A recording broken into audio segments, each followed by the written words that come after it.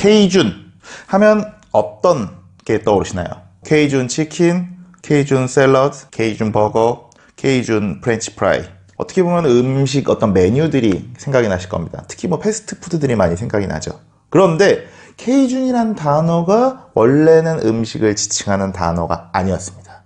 심지어 케이준이라는 단어 자체가 제대로 된 이름도 아니었어요. 이 케이준이라는 음식에는 캐나다의 슬픈 역사가 서려 있습니다. 간만에 돌아온 먹방 세계사.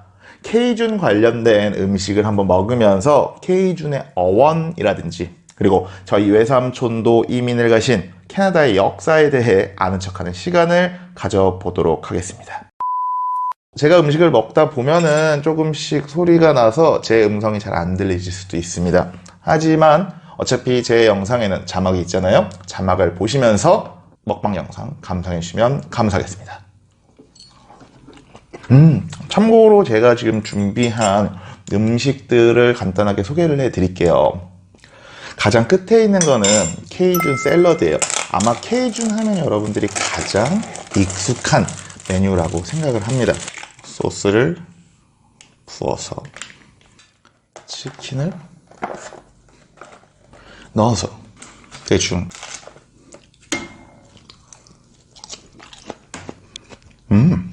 이거는 케이준 치킨 샐러드 랩이라고 해요. 약간 보면은 샌드위치 같이 생긴 메뉴를 제가 그렇게 맛있진 않네. 젊은 분들이라면 가장 익숙하신 게 바로 이 케이준 프렌치 프라이일 겁니다. 케이준 포테이토라고도 부르죠. 맥케인 케이준 프라이 직접 프라이팬에 볶아서 이거만 먹으면 아쉬우니까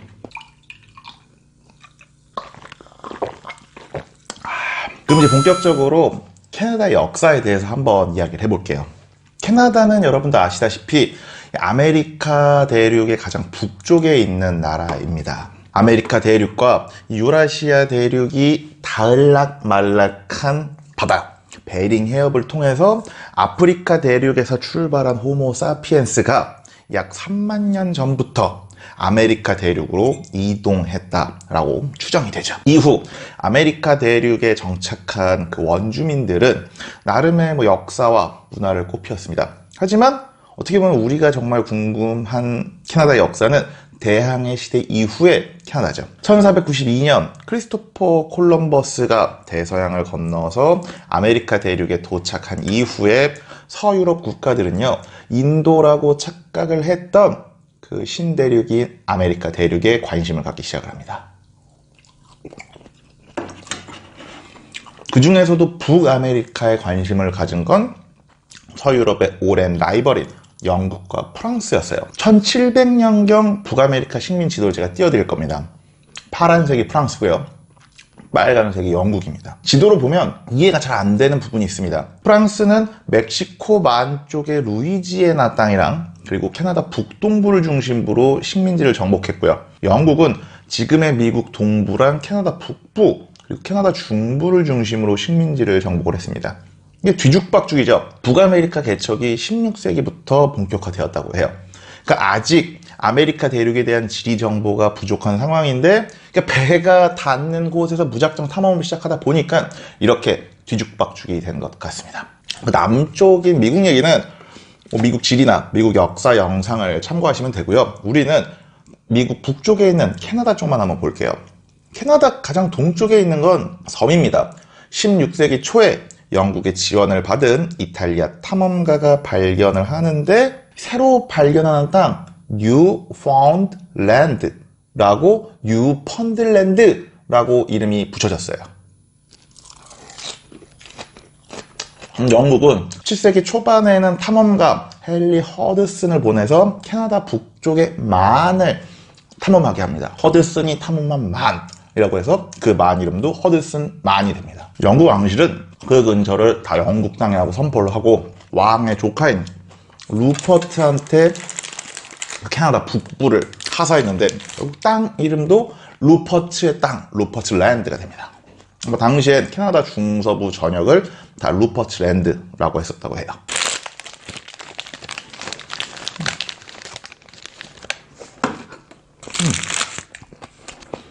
반대로 프랑스는요, 뉴펀들랜드 섬 너머에 세인트 로렌스, 생로랑 만 쪽으로 진출합니다.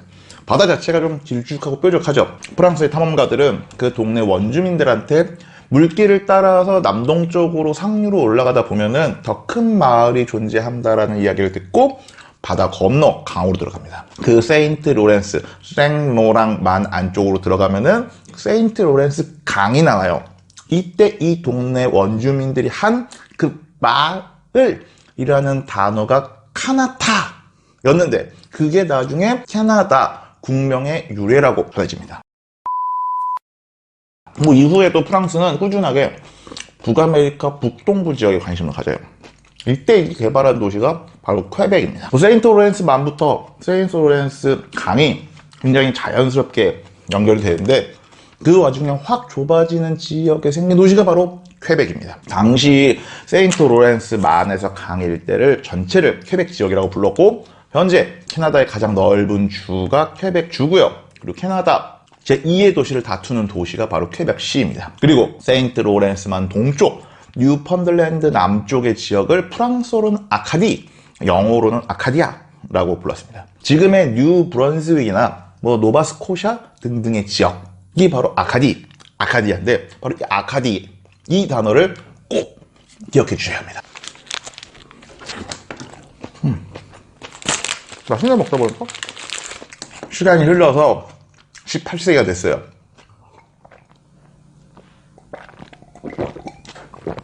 유럽 역사 시간에도 이야기를 했지만 18세기 당시에는 영국과 프랑스의 대결이 유럽을 넘어서 전 세계적인 라이벌 구도를 형성을 했습니다. 유럽에서는 이제 각 나라에 대한 영향력을 행사하면서 라이벌 구도를 형성했고 다른 대륙에서 이제 식민지 쟁탈전이 한창이었죠. 18세기 초 1700년경 북아메리카 식민지들 다시 한번 볼게요. 파란색이 프랑스, 빨간색이 영국입니다. 지도로 보면은 이해가 안 된다고 말씀드렸죠. 북아메리카의 영국 식민지가요, 북아메리카의 프랑스 식민지에 의해 쪼개져 있는 형국입니다. 그리고 반대로 보면은 북아메리카의 프랑스 식민지는 북아메리카의 영국 식민지에 의해 포위되어 있는 형국이기도 합니다. 결국 영국과 프랑스는 북아메리카 식민지에서도 어떤 교통 정리를 피할 수가 없었습니다. 그러던 1701년 18세기의 시작을 알리는 유럽의 국제전쟁이 발발합니다. 바로 스페인의 왕위 계승 전쟁인데요. 스페인 왕위 계승 전쟁의 원인, 과정, 결과, 영향 등등을 말하려면 또 한 세월이 걸리니까 북아메리카, 캐나다에 끼친 영향만 한번 볼게요. 1714년 전쟁의 결과로 맺어진 위트레흐트 조약에서 프랑스의 캐나다 북동부 식민지인 아카디, 아까 말씀드린 그 아카디를 영국한테 넘깁니다. 이 프랑스인들이 정착해서 살고 있는 지역을 영국이 이제 결국엔 지배하게 된 거잖아요. 처음엔 영국도 거기에 있는 프랑스인들을 계속 살라고 용인을 해줍니다. 그런데 1750년대에 최초의 세계대전이라고도 불리는 7년 전쟁이 벌어집니다. 이때 북아메리카 식민지에서도 프랑스와 영국이 막 싸우는데요. 영국령에 살고 있던 일부 원주민들과 프랑스인들도 프랑스 편에 가담을 해서 막 전쟁에 나서요. 그래서 이 북아메리카에서 진행됐던 전투들을 따로 프렌치 인디언 전쟁이라고 묻기도 합니다. 여기에 이제 빡친 영국 정부는 1755년 아카디아에서 살던 프랑스인들 약 1만여 명을 내쫓아버립니다. 일부는 당연히 프랑스 본국으로 돌아가기도 하고요. 일부는 프랑스의 다른 북아메리카 식민지로 쫓겨나기도 합니다. 당시 대표적인 북아메리카의 프랑스 식민지는 바로 루이지앵, 현재 미국 남부의 루이지애나였습니다. 아카디에서 루이지앵 땅으로 이주한 아카디아인들, 즉 아카디앙들은, 루이지앵 사람들은 카디앙이라고 불렀고요. 영어화 또는 국외음화 등등을 거치면서 지금은 케이준이라는 단어가 됐다고 합니다. 그러니까 케이준은 원래 요리 이름이 아니라 아카디아에서 살던 사람들 또는 아카디아 출신의 사람들을 지칭했던 용어입니다.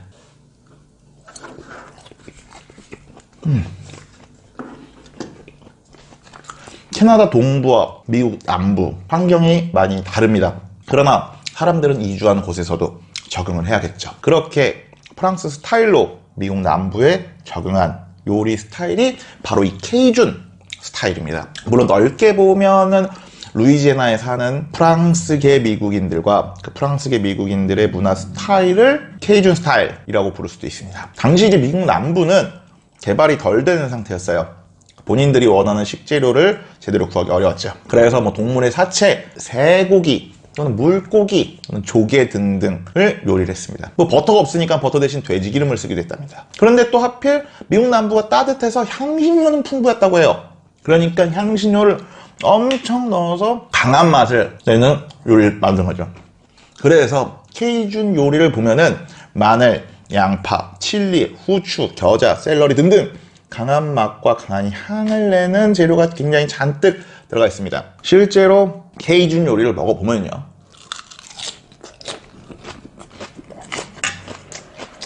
굉장히 양념 맛이 강한 편입니다. 이후 미국 남부가 이제 개발이 되면서 곡물, 육류 생산량도 굉장히 늘어났고요.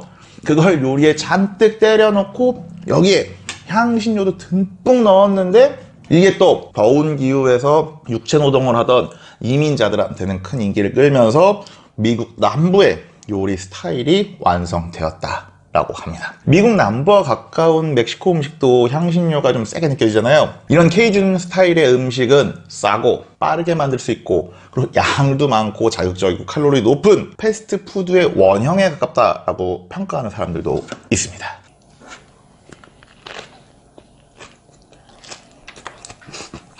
그래서 우리나라에서는 뭐 잠발라야, 전보 등 원래 진짜 케이준식 찐 요리보다는요, 케이준 치킨, 케이준 샐러드, 케이준 버거, 케이준 프렌치 프라이 등등 패스트푸드 프랜차이즈에서 소개가 많이 되기도 했죠. 서양식 향신료가 듬뿍 들어간 케이준 요리가 우리나라에서는 큰 인기를 끌지 못해서 많은 메뉴들이 단종된 상태입니다. 케이준의 유래에 대해서는 한번 살펴봤습니다. 뭐 케이준만 궁금하셨던 분들은 여기서 영상을 끄셔도 좋습니다. 그러나 우리는 아직 캐나다의 역사를 다 보지는 못했죠. 남은 캐나다의 역사에 대해서 지금부터 간단하게 다시 또 아는 척을 해보도록 하겠습니다. 아까 말했던 7년 전쟁, 결국엔 영국의 판정승으로 결론이 났습니다. 결국 7년 전쟁이 끝나고 퀘벡을 비롯해서 프랑스의 캐나다 식민지들이 대부분 영국으로 넘어갑니다. 그러나 이 퀘벡의 프랑스인들이 영국에게 호의적이지 않았습니다. 심지어 1770년대에는 미국이 독립전쟁까지 벌이면서 미국이 독립을 선언하죠. 결국 1774년 영국은 퀘벡 조약을 맺어서 퀘벡 지역에 있는 프랑스계 주민들이 가톨릭 신앙을 유지하고 프랑스어를 계속 사용할 수 있도록 허용을 합니다. 이후 캐나다의 역사는 캐나다의 정체성을 형성하는 시기라고 이해를 하시면 됩니다.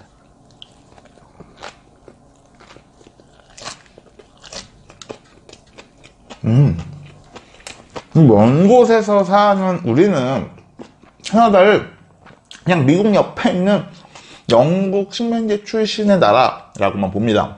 그러나 캐나다도 나름의 정체성이 있습니다. 그게 뭐냐?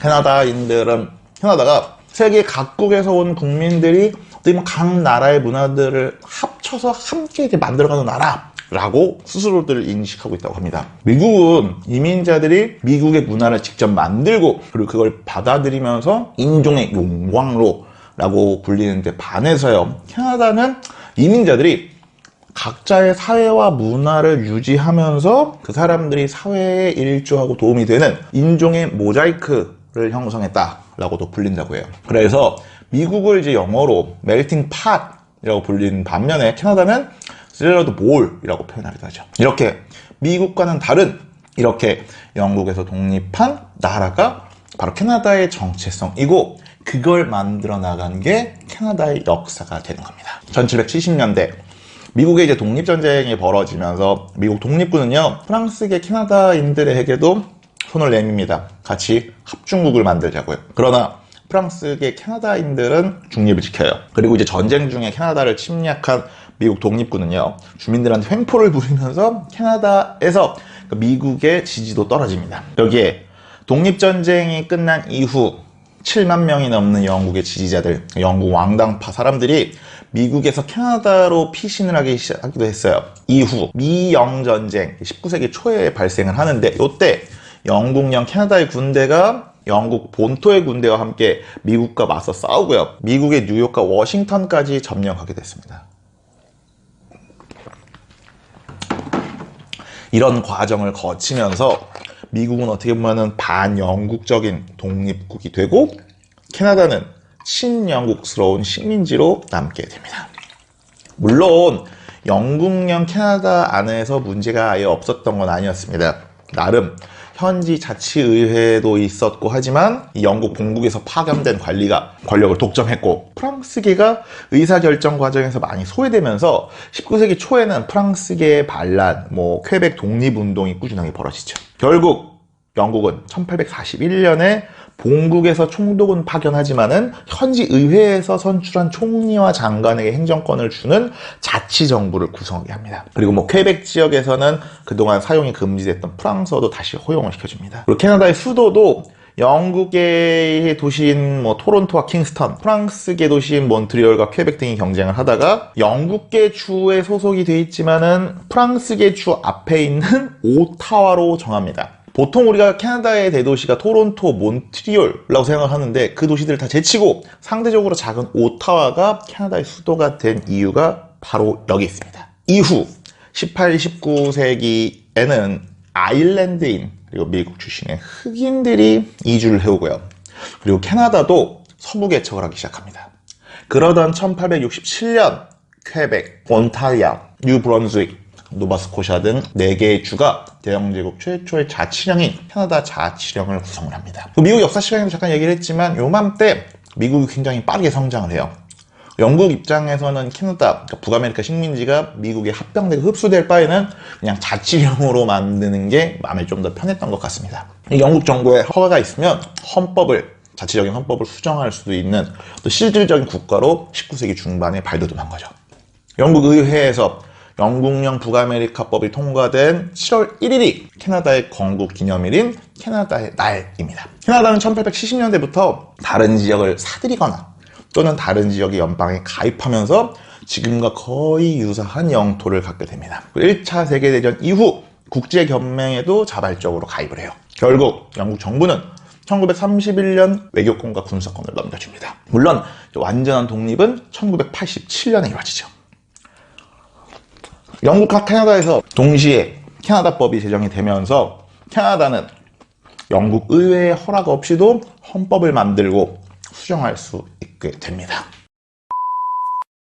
평화로워 보이는 캐나다의 현대사에 문제, 그늘이 아예 없었던 건 아닙니다. 미국 바로 북쪽에 있는 캐나다는요, 냉전 시기 동안에는 미국 공조를 강요받았습니다. 이 때문에 캐나다 총리는 워싱턴 DC에 방문을 해서 이 당신네들 옆에 사는 것은 마치 큰 코끼리와 자는 것과 같군요. 당신들이 아무리 친절하고 얌전한 맹수라고 쳐도 그 옆은 움찔거리거나 잠자는 소리 하나하나가 신경 쓰이니까요. 라고 말하면서 대놓고 미국을 디스하는 연설을 했다고도 합니다. 또한 이 프랑스계가 주류를 이루는 퀘벡 지역에서는 꾸준하게 퀘벡 독립운동 등이 일어났습니다. 1970년에는 과격 독립운동 단체가 퀘벡의 지방 관료, 영국의 외교관 등을 납치하는 테러 사건이 일어났고요. 이후에 투표를 통한 합법적인 독립운동도 꾸준하게 일어났습니다. 근데 이후에 레지덴셜 스쿨 등등 원주민을 향한 물리적인 학살 그리고 민족 문화 말살 정책도 캐나다의 역사에 빼놓을 수 없겠죠. 그러나 현재의 캐나다는 경제사회적으로 안정적인 선진국이 됐고요.